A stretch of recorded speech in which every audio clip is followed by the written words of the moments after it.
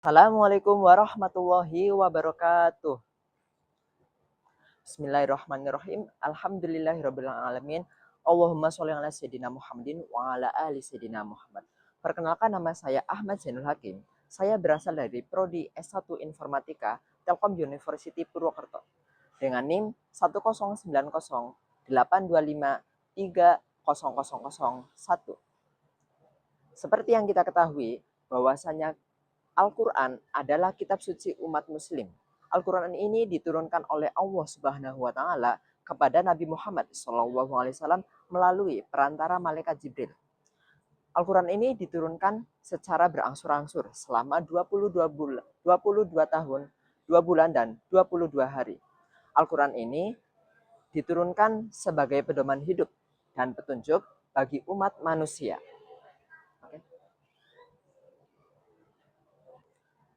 Ayat yang ada di dalam Al-Quran merupakan firman-firman Allah yang dapat dipastikan kebenarannya.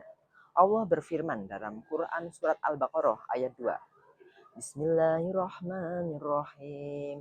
Zalikal kitabu la raiba fi hudal lil muttaqin.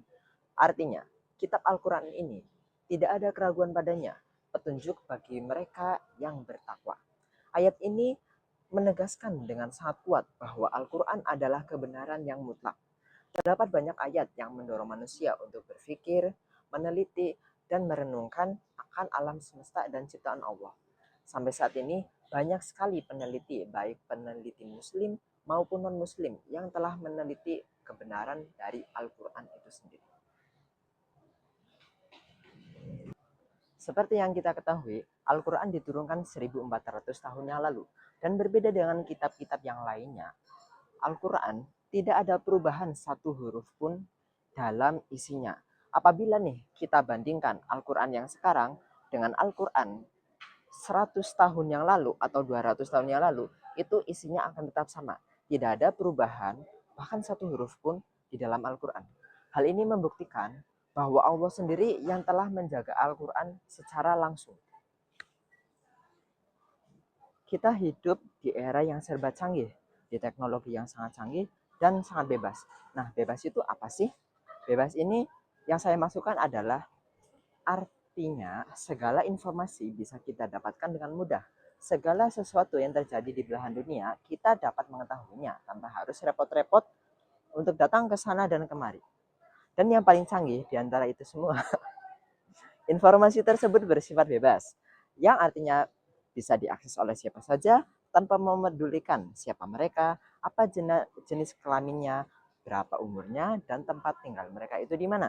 Kemudian, perkembangan teknologi ini sudah bagaikan pedang dua mata, yang artinya dia memiliki dampak positif dan di sisi lain dia memiliki dampak negatif yang sangat signifikan. Teman-temanku sekalian, sebagai manusia yang beriman, kita harus mempercayai bahwa Al-Quran merupakan obat, petunjuk, dan pedoman bagi umat manusia. Nah, kemudian apa sih sebenarnya korelasi Al-Quran ini dengan perkembangan teknologi yang sangat canggih ini? Nah, Al-Quran ini memiliki beberapa peran penting, antara lain Al-Quran sebagai petunjuk dan pedoman hidup.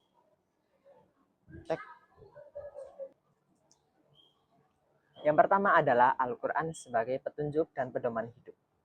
Peran Al-Quran sebagai petunjuk dan pedoman hidup adalah untuk membimbing dan mengarahkan kepada kita agar setiap yang kita perbuat di zaman yang canggih ini akan senantiasa selaras dengan ketentuan Allah Subhanahu wa Ta'ala. Selalu mengingat dan mematuhi perintahnya serta menjauhi larangan-larangannya, yang mana itu akan membawa kehidupan kita ke arah yang lebih baik. Yang kedua, Al-Quran sebagai obat penenang hati. Dalam menjalani kehidupan, tentunya kita tak lepas dari problematika atau permasalahan hidup, baik itu di dalam maupun di luar kampus. Dan tidak jarang pula, beberapa dari kita mengalami overthinking atau kecemasan berlebih dalam menghadapi permasalahan tersebut. Dengan kita membaca Al-Quran, hati menjadi tenang. Meskipun masalah tidak hilang, namun hati kita itu setidaknya menjadi lebih tentram karena lantunan ayat-ayat Al-Quran. Nah, ini menunjukkan bahwasanya Al-Quran itu berperan penting sebagai obat penenang hati. teman-teman yang dirahmati oleh Allah Subhanahu wa taala, tentunya masih banyak lagi peran Al-Qur'an dalam hidup kita. Dengan mengikuti dan mengimplementasikan petunjuk dalam Al-Qur'an, hidup kita akan menjadi lebih baik, lebih tentram, lebih damai, dan tentunya kita akan lebih dekat kepada Allah Subhanahu wa taala dan Rasul-Nya. Nah, mulai sekarang nih, marilah kita sempatkan waktu kita untuk merawat dan membaca Al-Qur'an, karena satu huruf dalam Al-Qur'an itu adalah 10 kebaikan. Baik, cukup sekian dari saya. Semoga apa yang saya sampaikan dapat bermanfaat bagi kita semua.